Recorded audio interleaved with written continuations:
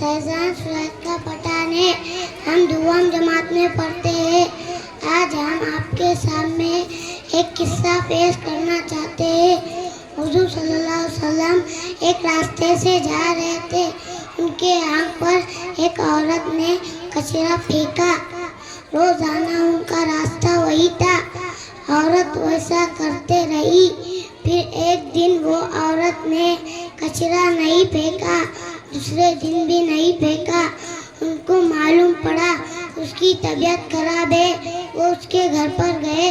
हम उसको पूछे तुम्हारी तबीयत कैसी है? वो देखकर शर्मिंदा हो गई और अपने गलती की माफ़ी मांगने लगी। आप सल्लल्लाहु अलैहि वसल्लम की अखलाक देखकर